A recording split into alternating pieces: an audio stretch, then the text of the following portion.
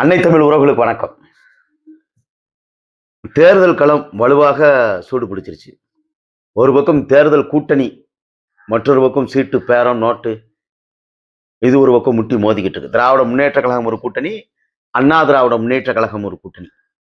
மூன்றாவதாக ஐயா பெருந்தமிழர் ஐயா டாக்டர் ராமதாஸ் அவர்கள் ஒரு தனித்த ஒரு கூட்டணியை கையில் எடுத்து அம்மையார் சசிகலா அவரோட கரம் கோர்த்து நிற்கிறாரு. 85 வயதிலும் தமிழை தேடிய பெருந்தமிழர் மருத்துவர் ராமதாஸ் அவர்கள். அவருடைய அரசியல் போராட்டம் என்பது மறுக்க முடியாது இந்த மண்ணில். ஐயா ஆணைமுத்து அவர்கள் போட்ட பிச்சை அந்த 69 விழுக்காடு சமூக நீதித்துவங்கிறது. ஆனா அது இன்று இந்த நிலைப்பாடு வரை இடம் மாறி இருக்கா? அது டம்மியா தானே இருக்கு. அது ஒண்ணும் இல்லை. இந்த நொடி பொழுது வரை ஐயா ஆணைமுத்து அவர்கள் போட்ட பிச்சை தான் 69 விழுக்காடு அந்த சமூக பிரதிநிதித்துவங்கிறது. அது ஒரு பக்கம் அந்த கூட்டணிகள் இருக்குது. பிறகு பாத்துட்டீங்கன்னா தமிழ் தேசிய அரசியல்ல தமிழ் தேசிய கருத்தியல் ஒரு பக்கம் ஒரு அணியா நிக்குது. ஏன்னா சோழனா பயிலையும் 4 அரங்குகளிலும் பேசி கொண்டிருந்த தமிழ் தேசிய அரசியல்ல 2009க்கு பிறகு முன்பாக ஒரு அரசியல் களம் என்பது வேறு, 2009க்கு பிறகு ஒரு அரசியல் களம் வேறு. அப்ப அங்க ஈழ தேசத்தில் ஒழிக்கப்பட்ட பிறகு இங்க தமிழர் களத்திலே பெரும் மாற்றம் ஏற்பட்டுருச்சு. அப்ப திராவிடம் என்பது வேறு, தமிழ் தேசிய அரசியல் என்பது வேறு. அதுல அண்ணன் செந்தமிழன் சீமான் அவர்கள் ஆதரித்து பெருங்கூட்டங்கள் ஆதரவு களம் ஒரு நாளுக்கு ஒரு நாள் அதிகரிச்சுட்டே வருது. ஏன்னா கடந்த பாராளுமன்ற தேர்தலுக்கு பிறகே நாம் தமிழர் கட்சியினுடைய கடலம்மா மாநாடு, மலை மாநாடு, மாடு மலையேற்றம் போராட்டம், தேவேந்திர குல வேளாளர்களுடைய பட்டியல் வெளியேற்றம், மீனவர்களுடைய பிரச்சனை, இப்படி எண்ணற்ற பிரச்சனை, நெசவாளர் பிரச்சனை, இதெல்லாம் அந்த குடிகளுக்கான பிரச்சனைகள் எல்லாம் அது இனத்திற்கான ஒரு பெரும் கோரிக்கையை கட்டி எழுப்பியது நாம் தமிழர் கட்சி, அண்ணன் அவர்கள் தான். ஏன்னா இது ஒரு குடி பிரச்சனை. மீனவர் பிரச்சனைனா மீனவர் பிரச்சனை மட்டும், முல்லை பெரியாற்றினுடைய பிரச்சனைனா அந்த பகுதி, தேனி, திண்டுக்கல், மதுரை, ராமநாதபுரம், இதை சார்ந்த மக்களுடைய போராட்டம். ஸ்டெர்லைட்னா தூத்துக்குடி. இப்ப மீத்தேன், ஈத்தேன், எரிகாற்று, அந்த நாசகார திட்டங்கள் எங்கெங்கெல்லாம் இருக்கோ அங்கங்க குழு குழுவா இருந்துச்சு. அப்ப இதெல்லாம் உடை தெரிந்து இதெல்லாம் தமிழர்களுக்கான பிரச்சனை, அவர்களுக்கான வாழ்வியல், இது அரசியல் இல்லை, இது வாழ்வியல் என்ற முழக்கத்தோடு முன்வைத்து இந்த இடத்தில் பெரும் மாற்றத்தை கட்டி எழுப்பது நாம் தமிழர் கட்சி. இதுல குறிப்பா பல இயக்கங்கள் தேர்தலை புறக்கணிக்கும். அதுல பாத்துட்டீங்கன்னா நம்ம ராமசாமி அவர்களுடைய இயக்கமான திராவிடர் கழகம் கூட ஆரம்பத்துல தேர்தல் பாதை அது நாங்கள் ஏற்றுக்கொள்ள மாட்டோம் அப்படிங்கிறது. பிறகு அதிகாரத்தில் உள்ள நீதி கட்சி ஆதரிக்கிறது, பிறகு அதிகாரத்தில் இருந்த காங்கிரஸ் கட்சி ஆதரிக்கிறது, பிறகு காமராஜர் ஆதரிக்கிறது, பிறகு கலைஞர் ஆதரிச்சு அதோட ஒரு தேர்தல் களம் முடியுது. ஐயா ராமசாமி அவர்கள் திராவிட கழகத்தினுடைய நோக்கம் தான், எப்போ ஒரு அதிகாரம் இருக்கிறதோ அங்கே தொங்கிக்கிட்டே இருப்பாரு. அது திராவிட கழகத்தினுடைய நோக்கம். அப்ப தமிழகத்துல தமிழ் தேசிய அரசியல்ல பெரும் மாற்றத்திற்கும் முன்னோடியாக இருப்பது ஐயா மணியரசன் அவர்கள், தமிழ் தேசிய பேரியக்கம். அவர்கள் இப்பதான் கோபிச்செட்டிப்பாளையத்துல தன்னுடைய 10வது பொதுக்குழு கூட்டங்கள் 2 நாள் நடந்தது. அந்த 2 நாள் கூட்டத்துல 2வது தீர்மானமாக நாம் தமிழர் கட்சியை ஆதரிக்க வேண்டும் என்ற முழக்கத்தோடு அவர்களுடைய தீர்மானம் நிறைவேற்றப்பட்டிருக்கிறது. அப்ப அந்த இடத்துல அவர்களும் 2021 அதற்கு முன்பாக தேர்தல் வழியாக தமிழ் தேசிய அரசியலை அடைவது என்பது அது எங்களுக்கு சாத்தியமில்லை என்ற முழக்கத்தோடு நின்னாங்க. இந்த நேரத்துல அண்ணன் சீமானை ஆதரித்து ஆக வேண்டும் என்ற நிலைப்பாட்டுல தமிழ் தேசிய பேரியக்கம் ஐயா மணியரசன் அவர்கள் முழுமூச்சாக களம் கண்டு களமாடி கொண்டிருக்கிறார். அதை தவிர்த்து திராவிட முன்னேற்ற கழகத்தின் அணிகள்ல பார்த்தீங்கன்னா தேமுதிக, கம்யூனிஸ்ட் கட்சிகள், காங்கிரஸ், விடுதலை சிறுத்தைகள், இதுல எல்லாம் பார்த்துட்டீங்கன்னா தெலுங்கை தாய்மொழியாக கொண்ட ஒரு அணிகள்லாம் பார்த்துட்டீங்கன்னா திராவிடம் என்ற பெயர்ல ஐயா ஸ்டாலின் அவருடைய கரத்தை வலுப்படுத்தும் என்ற ஒற்றை இலக்கோடு சரியான பாதையில அவங்க நிற்கிறாங்க. அம்மையார் பிரேமலதாவை எடுத்துக்கொண்டாலும் சரி, அப்புறம் அது போன்ற அருந்தியதிர அமைப்புகள், மாற்றுமொழி பேசுகிற மக்கள், இவர்கள்லாம் நமக்கு பாதுகாப்பு திராவிட கட்சி தான். அதே போன்று நாம் தமிழர் கட்சியில இந்த மண்ணுக்கான அரசியல், திராவிடம் என்ற பெயர்ல நாம் ஏமாற்றப்பட்டோம் என்பதை உணர்ந்து எல்லாம் மனிதன் வாழ தகுதியற்ற நிலமாக மாறிவிட்டது. அதனால நாம் தமிழர் கட்சியினுடைய கொள்கை கோட்பாடுகளை கொண்டு பெரும் கூட்டங்கள் வந்து நாம் தமிழர் கட்சியை ஆதரித்து இந்த மண்ணில் வந்து அவங்க களமாடிக்கிட்டு இருக்காங்க.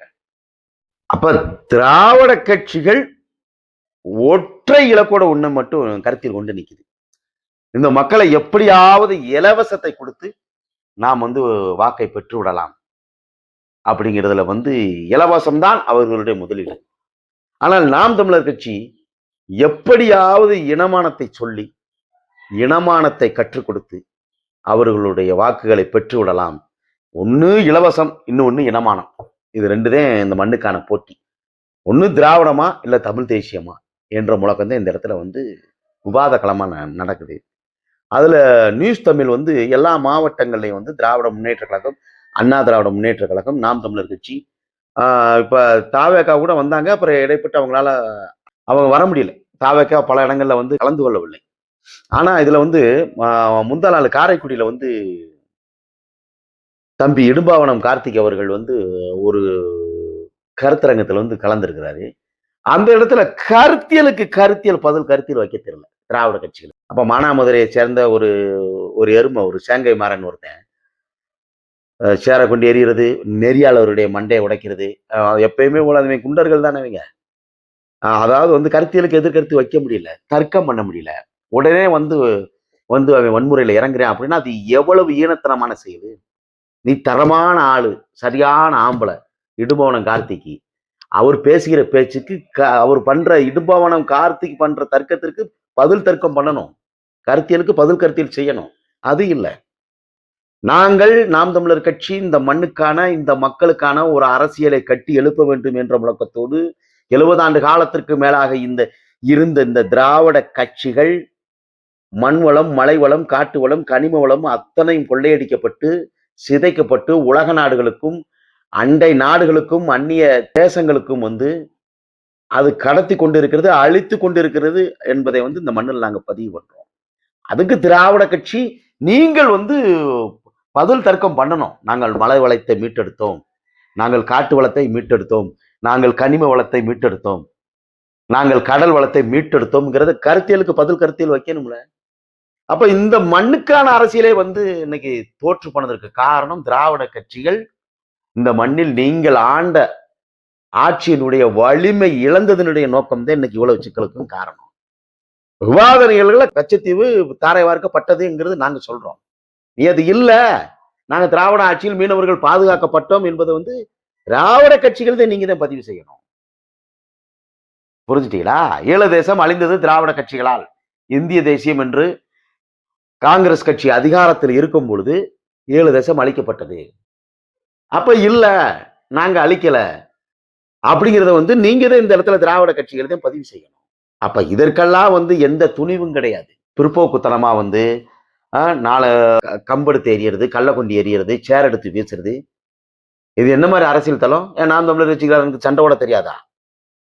இல்ல இந்த சோழனா பையும் 4 சோழனா பைய இலக்கியம் இலக்கணம் பேசுறவங்க சோழனா பைய போட்டு 4 சதுரங்க இடத்துலதான் வந்து பேசிக்கிட்டு இருப்பேன் நினைச்சுக்கிட்டு இருக்கா திராவிட கட்சிக்காரன். பேசு, தர்க்கத்துக்கு பதில் பேசு. பேச முடியல, எல்லாமே போச்சு. புற இலவசத்தை மட்டுமே கொடுக்குற சாராய பொருளாதாரம், 50,000 கோடி வருமானம், இதுதான் எங்களுடைய பொருளாதாரம் சொல்றேன். நாங்க தற்சார்பு தாய்மை பொருளாதாரத்தை பத்தி பேசுறோம். பிள்ளைகளை பெற்று போடுங்கள், நாங்கள் கற்றுக் கொடுக்கிறோங்கிறோம். புரிஞ்சுட்டீங்களா? தாயை கூட வந்து எங்கள் தாய் நாட்டின் தாயாக மதிக்கிறோம்னா அவர்களுக்கும் வந்து பாதுகாக்கக்கூடிய திட்டங்களை வந்து நாங்க செய்யறோம். ஆரம்ப பள்ளியிலிருந்து ஆராய்ச்சி படிப்பு வரை இலவசங்கிறோம். இலவசம் கொடுக்கப்படுவது சுகாதாரம். குடிக்கிற தண்ணி இலவசமா கொடுக்கிறோம். இதுதான் எங்களால் இலவசமா கொடுக்கிறோம். மத்த எதுவும் இலவசமா கொடுக்க மாட்டோம். பால் தருவோம், தரமா தருவோம். புரிஞ்சுட்டீங்களா? எப்படி மீனவர்கள் பாதுகாக்கப்படுகிறார்கள் என்பது நாம் தமிழர் கட்சியினுடைய ஆட்சியினுடைய வரைவு மட்டுமல்ல, அதிகாரத்தில் வந்த பிறகு எப்படி பாதுகாக்கிறோம் என்பது இந்த உலகம் பார்க்கத்தான் போகிறது. புரிஞ்சுக்கிட்டியா? அப்ப நீ நாம் தமிழர் கட்சி அதிகாரத்துக்கு வந்தவொடனே மீனவர் எப்படி பாதுகாப்புன்னா நீ இதுக்கு முன்னாடி எப்படி பாதுகாத்த சொல்லுவாப்பா. ஒவ்வொரு தேர்தலையும் வந்து நாங்க மீனவர்களை பாதுகாப்போம், மீனவர்களை பாதுகாக்கிறோங்கிற அதிகாரத்துல வந்து உட்கார்ற எந்த மீனவனை பாதுகாத்த சொல்லுவாப்போம். கடந்த மாதம் வரைக்கும் வந்து நாயை கட்டி இழுத்துட்டு போன மாதிரி இழுத்துட்டு போயிருக்கான் 12 பேரை சிங்கள ராணுவம், குட்டியோட நாடு. அதுக்கு திராவிட கட்சி நீ என்ன செஞ்ச சொல்லுவாப்ப. நாங்கள் அடிப்படை மாற்றம், ஆட்சி மாற்றம் அல்ல, அடிப்படை மாற்றம், அரசியல் மாற்றம் நாம் தமிழர் கட்சியினுடைய கொள்கை வரைபாடு என்பது. புரிஞ்சுட்டியா? சாராய கடையை மூடுவோம், அடிச்சு நொறுக்குவோம். அதற்கு பிறகு வந்து கள்ளுக்கடை திறப்போம். கள்ளுக்கடை திறப்போம். ஆடையும் கோடையும் உள்ள தென்னங்கள்ல திறந்து வைப்போம். அது உடலுக்கு நலனானது. அது சங்க இலக்கியத்தில் போற்றப்பட்டது. இது எங்களால் கொடுக்க முடியும். தமிழகத்தில் வாழக்கூடிய மக்கள், இந்த தமிழர் நிலத்தில் வாழக்கூடிய மக்கள் இந்த நாம் தமிழர் கட்சியை வந்து ஆதரிக்க தவறிவிட்டால் சமகாலத்தில் ஒரு சொர்க்கத்தில் வாழ்வதை வந்து நாங்கள் தவறு விட்டோம். சமகாலத்தில் நாம் தமிழர் கட்சியினுடைய ஆட்சியை இழந்து விட்டோம். பெரும் வருத்தத்திற்கு ஆளாகிவிடக் கூடாது என்பதற்காகத்தான் இந்த காணொலி மூலம் பதிவு செய்கிறோம். அது வரவே ஒவ்வொன்றாக படியுங்கள். குழந்தைகளுக்கான ஆட்சி வரைவு என்ன சொல்லுகிறது? மாணவர்களுக்கான ஆட்சி வரைவு என்ன சொல்லுகிறது? மக்களுக்கான ஆட்சி வரைவு என்ன சொல்லுகிறது? இந்த நிலத்திற்கும் இந்த மண்ணிற்கும் மக்களுக்குமான அரசியல் எப்படி எப்படி தற்சார்பை கட்டி எழுப்ப போறோம் என்பதெல்லாம் நீங்க பார்க்கணும். இளைஞர்கள், மாணவ மாணவிகள் தன் பெற்றோருடன் பேசுங்க. திரை கவர்ச்சியில் மயங்கி இந்த மண்ணை வந்து நாசப்படுத்திடாதீங்க. இந்த மண்ணில் இந்த மக்களுக்கான அரசியலை யார் சரியாக எடுத்து வைக்கிறார்கள் என்பதை பாருங்க. புரிஞ்சுட்டீங்களா? அப்போ ஒருத்தர் 1000, ஒரு திராவிட கட்சி, இன்னொரு திராவிட கட்சி 2000, இன்னொரு திராவிட கட்சி 2500. இது எதை நோக்கி போகுது? எந்த கோட்பாட்டின் அடிப்படையில், எந்த தத்துவார்த்தத்தின் அடிப்படையில் வந்து இந்த இலவசத்தை இந்த அரசுகள் வந்து அப்படியே வந்து வீசுற எப்படி கொடுக்க முடியும்?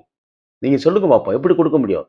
நாடு 10 லட்சம் கோடி கடனை தாண்டி நிற்கும் பொழுது குளிர்சாதன பெட்டியிலிருந்து போக்குவரத்து அத்தனையும் இலவசம் என்று அறிவித்தால் இந்த நாட்டினுடைய போக்கு எவ்வளவு சீரழிந்த நிலையில் இருக்கிறது என்பதை அன்பிற்குரிய உறவுகள் புரிந்து கொள்ள வேண்டும்.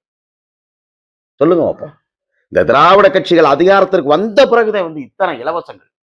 அண்டா கொடுத்து, குண்டா கொடுத்து, கோழி, ஆடு, குக்கரு, கோழி பிரியாணி, கோட்ரு, இப்படி இளைஞர்களை பூரா நாசப்படுத்தி இன்னைக்கு எல்லாருக்கும் போக்குவரத்து இலவசம்னா தானி ஓட்டுற, ஆட்டோ ஓட்டுற சாதாரண ஒரு குடும்பத்தினுடைய தலைவனுடைய நிலைப்பாடு, அவனுடைய நிலைமை என்ன ஆகும்? யோசிங்க பார்ப்போம். 1.5 லட்சம் கோடி கடன் போக்குவரத்து துறையில. இது எந்த விதத்துல வந்து நீங்க வந்து இந்த இடத்துல வந்து நான் இலவசமா வந்து எங்க இருந்துனாலும் எங்க வரைக்கும் போலாம், கன்னியாகுமரியில இருந்து சென்னை வரைக்கும் இலவசமா போலாம் அப்படிங்கிறது எவ்வளவு பிற்போக்குத்தனமானது? சொல்லுங்க பார்ப்போம். எப்படி கொடுக்க முடியும்? 1,31,00,000 பேருக்கு வந்து உரிமை தொகை என்ற பெயர்ல வந்து பட்டியல் பிரிவு மக்களுக்கு கொடுக்கப்பட்ட நிதியை பிரிச்சு கொடுத்தாச்சு. ஏன் இதுக்கு முன்னாடி ஆணையம் கூட வரலையா? ஐயா கருணாநிதி பெற்றெடுத்த புதல்வன் ஐயா ஸ்டாலின் அவருக்கு தெரியாதா? சொல்லுங்க பார்ப்போம். உதயச்சந்திரன் அந்த நிதித்துறை செயலாளர் அவர்கள் 500 ரூபாய் மக்கள் வீதியில போராடிக்கிட்டு இருக்க அந்த திராவிட அரசு காலத்துல தானே போராடுறேன். ஒரு பக்கம் செவிலியர்கள், ஒரு பக்கம் இடைநிலை ஆசிரியர்கள், ஒரு பக்கம் மருத்துவர்கள், ஒரு பக்கம் வந்து தூய்மை பணியாளர்கள், துப்புரவு பணியாளர்கள், இப்படி போராட்ட களம் இல்லாத இடம் ஏதாவது ஒண்ணு சொல்லுங்க பார்ப்போம். 500 ரூபாய் கூட்டி கொடுக்க முடியாது. உதயச்சந்திரன் சொல்றாரு, நிதித்துறை செயலாளர் உயர் நீதிமன்றத்திலும் உச்ச நீதிமன்றத்திலும் சொல்றாரு, எங்களால 500 ரூபாய் கூட்டி கொடுக்க முடியாது, நிதி இல்லைங்கிறாரு. சென்னை பல்கலைக்கழகத்தினுடைய ஊழியர்களுக்கு 90 கோடி பாக்கி இருக்குது. நீதிமன்றம் கொடுங்குது, 20 கோடி தான் கொடுக்க முடியும், எங்கள்கிட்ட நிதி இல்லைங்கிற. பிற எப்படி திராவிட முன்னேற்ற கழகத்தினுடைய நிதி செயலாளர் உதயச்சந்திரன் அவர்கள் வந்து 7000 கோடிக்கு ஒரே நாள் இரவுல எப்படி கையெழுத்து போட்டீங்க? அத்தனை பேருடைய வங்கி கணக்குல எப்படி வந்து 5000 ஆயிடுச்சு? சொல்லுங்க அப்போ. இது யாரை ஏமாத்துறதுக்கு?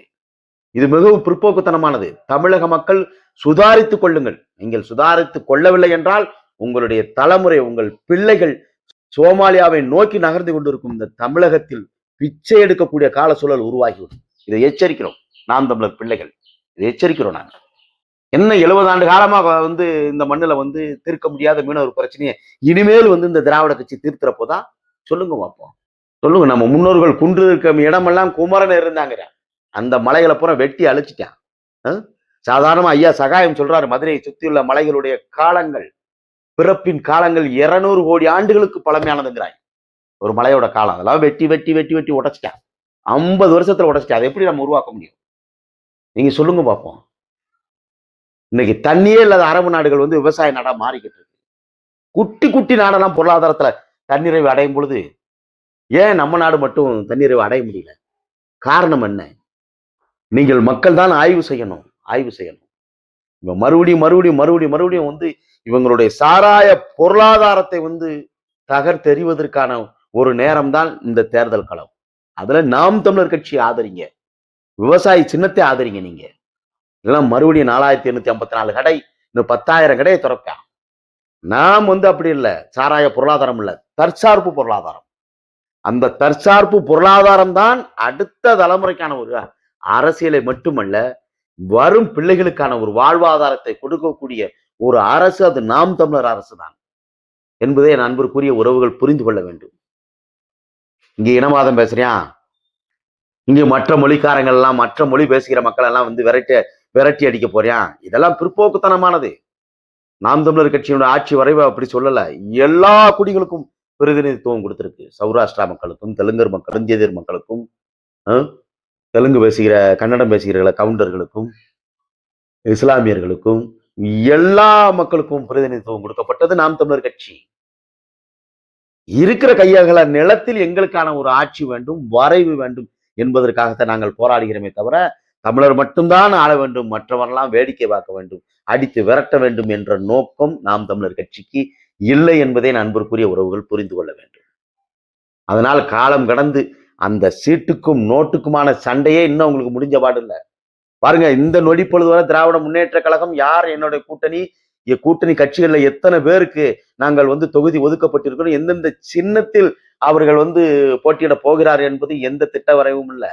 அண்ணா திராவிட முன்னேற்ற கழகம் இந்த நொடி பொழுது வரை, இப்ப வரை யார் யார் எந்த தொகுதியில் நிற்கிறார்கள், எந்த சின்னத்தில் நிற்கிறார்கள், அங்கு எந்த ஒரு திட்ட வரைவுமே இப்ப வரைக்கும் வந்து வெளியிடவில்லை. அப்ப இவன் எப்படி நாட்டை காப்பாற்ற போறான்? அவர்களுக்கு ஒரே மூலதானம், இலவசம். அந்த இலவசத்தை கொடுத்து எப்படியாவது வந்து உட்கார்ந்து விடலாம் என்று நினைக்கிறார்கள். சமகாலத்தில் நாம் தமிழர் கட்சியினுடைய ஆட்சி வரைவில் நாம் வாழவில்லையே என்ற சூழலை மக்கள் வந்து ஏற்படுத்தி விட வேண்டாம். மீண்டும் மீண்டும் சொல்லுகிறோம், ஒரு சொர்க்கமான ஒரு ஆட்சி, அது நாம் தமிழர் ஆட்சி. அதை தவிர்த்து விட வேண்டாம். அதனால் வந்து இந்த திராவிட கட்சியினுடைய இலவசத்தை நம்பி மீண்டும் படுங்குழியில் வந்து உங்களுக்கு நீங்களே வந்து குழிபறித்துக் கொள்வதற்கு சமம். இந்த உதய சூரியனுக்கும் இரட்டை இலை சின்னத்திற்கும் வாக்களிப்பது என்பது மிகவும் ஒரு மோசமான கால சூழலை உருவாக்கிவிடும். அதனால் என் அன்பிற்குரிய தமிழர் நிலத்தில் வாழக்கூடிய அத்தனை மக்களுக்கும் நாம் தமிழர் கட்சியினுடைய கோரிக்கை என்பது, இது மக்களுக்கான அரசியல் அல்ல, இது மக்களுக்கான வாழ்வியல் என்பதை இந்த இடத்தில் பதிவு செய்கிறோம். நன்றி, வணக்கம்.